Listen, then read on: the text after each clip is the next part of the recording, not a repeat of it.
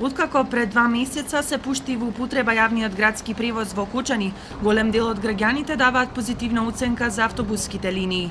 Дел од нив велат дека се возат секојдневно и се задоволни од комфорот и редовноста на автобусите, но има и такви кои се уште се немаат возено ниту еднаш, а сепак коментираат дека оваа новина со градскиот превоз е една од позитивните работи кои му се случуваат на Кочани.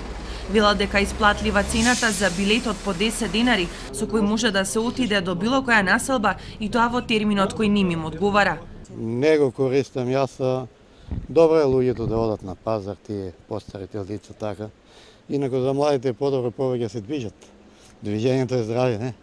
Ама сепак е еден благодет за луѓето кои не може толку да пешачат, да излезат да пазаруваат на пазар, на болница или било каде, да си ги вршат своите секојдневни обавки. Мислам дека е добро. Па ја не знам ни дали има. Има по 10 денари е билетот. Ако има и кој термин ја не знам. А еве што мислите, добро ли е тоа за градот?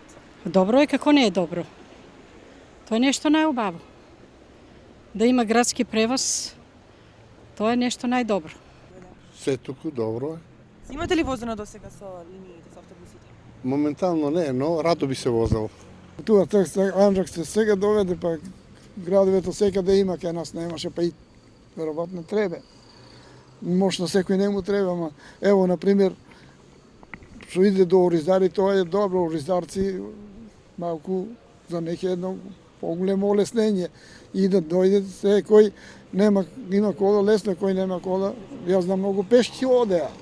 И жителите во околните села се во исчекување на линиите кои во идниот период според најавите од локалната власт ќе се воведат и во руралните средини.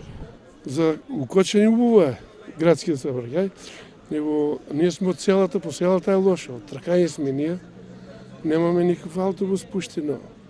Локал за пензионери, и за секој, за деца, за се. А иначе убаво се.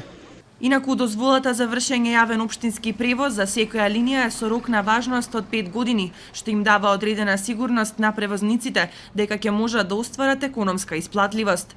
Законска уврска за организирање јавен превоз имаат општините со повеќе од 100.000 жители, но Кочанската локална самоуправа од почетокот на декември минатата година самоиницијативно го започна пробниот период за давање